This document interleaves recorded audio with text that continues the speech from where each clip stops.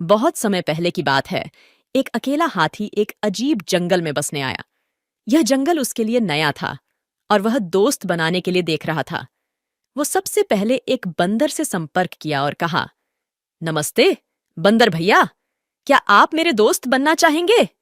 बंदर ने कहा, तुम मेरी तरह झूल नहीं सकते क्योंकि तुम बहुत बड़े हो, इसीलिए मैं तुम्हारा दोस्त नहीं बन सकता। इसके बाद हाथी एक खरगोश के पास गया और वही सवाल पूछा। खरगोश ने कहा, तुम मेरे बिल में फिट होने के लिए बहुत बड़े हो, इसीलिए मैं तुम्हारा दोस्त नहीं बन सकता।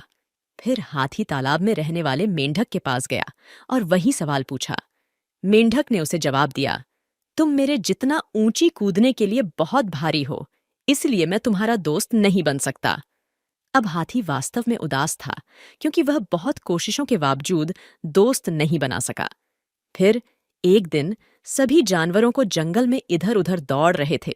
ये देखकर हाथी ने दौड़ रहे एक भालू से पूछा कि इस उपद्रव के पीछे का कारण क्या है। भालू ने कहा, जंगल का शेर शिकार पर निकला है, वे खुद को उससे बचाने के लिए भाग रहे हैं।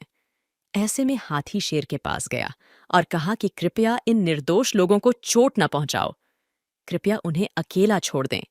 शेर ने उसका मजाक उड़ाया और हाथी को एक तरफ चले जाने को कहा। तभी हाथी को गुस्सा आ गया और उसने शेर को उसकी सारी ताकत लगाकर धक्का दे दिया, जिससे वह घायल हो गया और वहां से भाग खड़ा हुआ। अब बाकी सभी जानवर धीरे धीरे बाहर आ गए और शेर की हार को लेकर आनंदित होने लगे। वे हाथी के पास गए और उससे कहा, तुम्हारा आकार एकदम सही है हमारा दोस्त बनने के लिए। कहानी की सीख, इस कहानी से हमें यह सीख मिलती है कि एक व्यक्ति का आकार उनके मूल्य का निर्धारण नहीं करता है।